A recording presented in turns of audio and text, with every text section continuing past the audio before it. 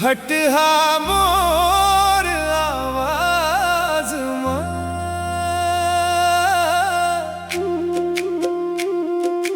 फटहा बंसूरी, फटहा ढोलक,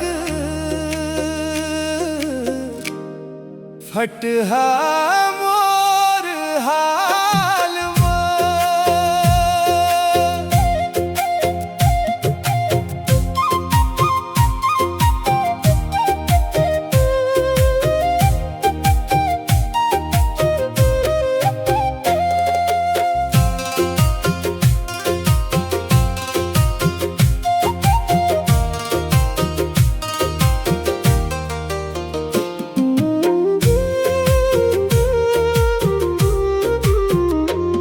भिंजरत रही थव तोर सुरतामा, गांव गली जंगल झाड़ी,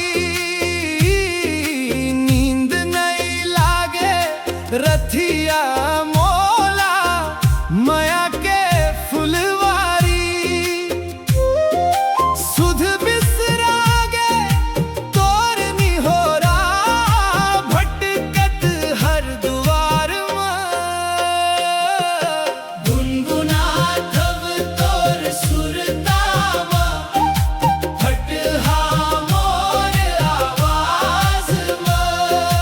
फटहा बंसूरी, फटहा ढोलक, फटहा मोर हाल मां।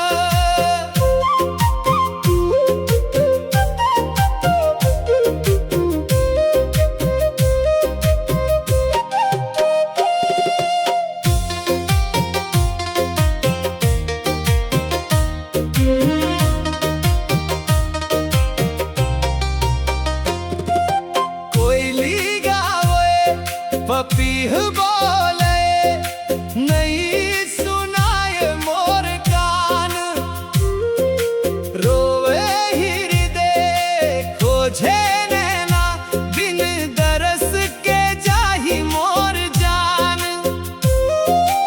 अब तो आजा तहीं समाए मोर अंतस के प्यास में, गुनगुना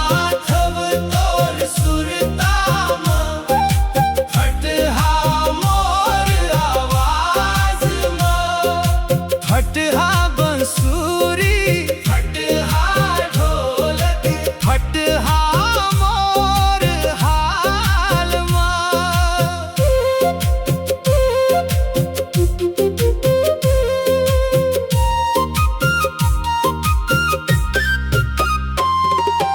हंसी गवा गेव, रोना भुला गेव, पत्थरा गे मोर मन,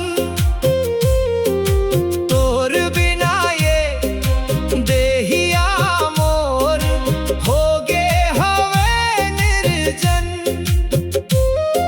सूख गे है आंसू घलोब बाचे है बस पीरा सांस में,